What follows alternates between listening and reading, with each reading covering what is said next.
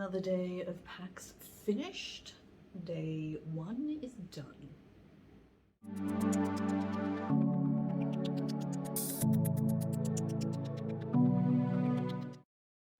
Hello, it's Icy. Yes, I am back with another update from my day today at PAX Australia in Melbourne. Today was the first actual day of PAX, as opposed to just me faffing around in Melbourne and doing some shopping. It started out very calmly.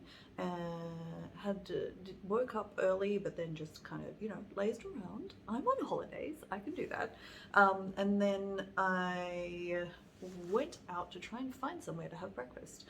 Now, unsurprisingly, there are a million PAX attendees staying in roughly the same 3-kilometer block. And so that proved to be difficult. So I ended up at a very, very fancy French cafe. And had a very, very fancy mushrooms on toast with 2 poached eggs, and it was delicious. But yes, once again, Melbourne shows its true colours. No, nobody had caramel syrup to go in my latte. I had to make do with sugar, which was no good. Zenedra and Mr. Mystic joined me at breakfast, which was lovely, and in the hour or so that I was there, it went from being a few clouds in the sky to torrential rain, like absolutely bucketing down.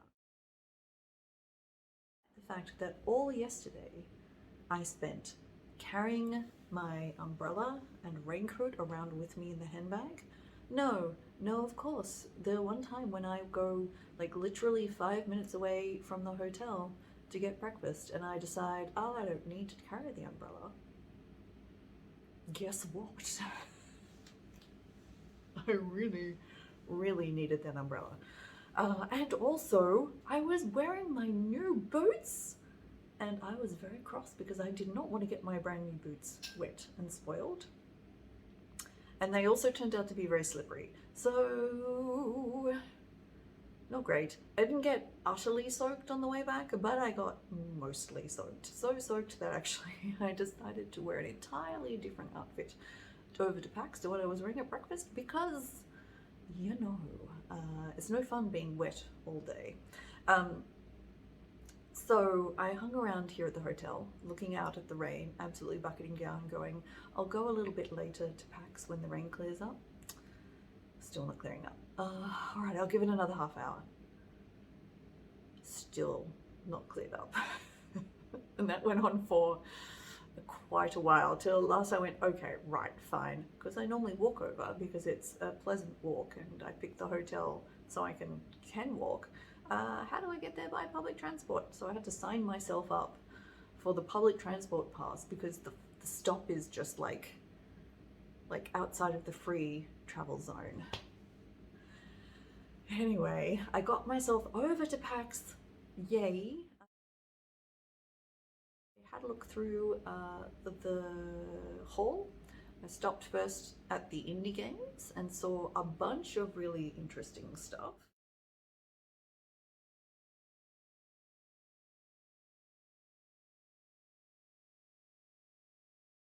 And then made it through into kind of the bigger sections where they have a lot of the hardware stuff.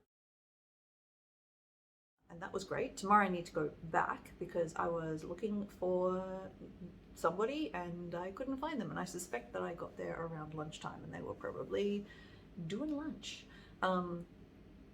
At my lunchtime, had a bit of a meetup and a photo with some other people.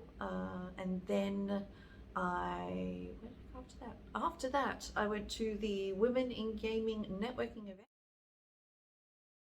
which could have been amazing if anybody had organized anything other than it's just in this part of this room. Like, not even, like, there was bunches of other stuff going on in that room and it was just like, obviously you can come talk about being a woman in gaming at the end and do some networking, but there was nothing to facilitate that. And of course, we are all very geeky. There is the rare person who's extroverted who can kick off a conversation, but most of us are like, hi.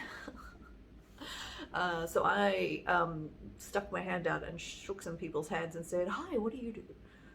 In the usual way, getting them to talk about themselves, which is an excellent way for an introvert to socialize with other people. Please tell me all about you, and I am very interested in what you're doing. So, but I made some connections and actually caught up with some other people who I knew and hadn't seen for ages, which was lovely. Because they'd moved to New Zealand and then come back over for PAX. And to start with, I didn't recognize them because they were like fully masked, but they didn't have recognizable hair. And then it was like, oh my God, that's you! And that was that was fantastic. So that was very cool. I managed to. There was a younger person who was interested in getting into games marketing who I introduced to somebody. So maybe that will help them out.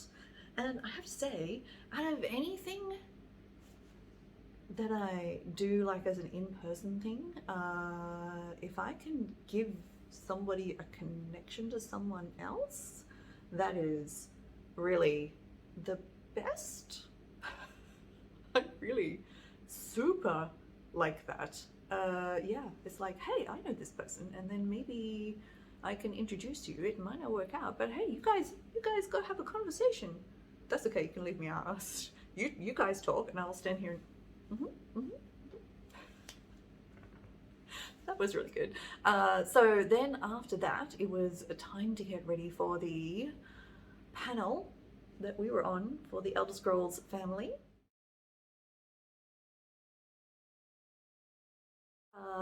So that was Daku, Maplinada, Angry Wolf, myself. I'm like going, oh no, Rad first, then Angry. I've forgotten the order of everybody who was there.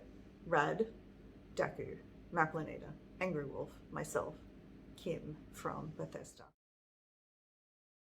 So that was lovely. Kind of had a chat. I got to meet Ms. Radcall for the first time in person, which was very nice. And that went well. We had a good turnout.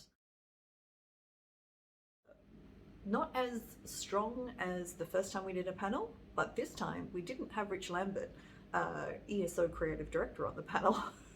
So it was understandably less.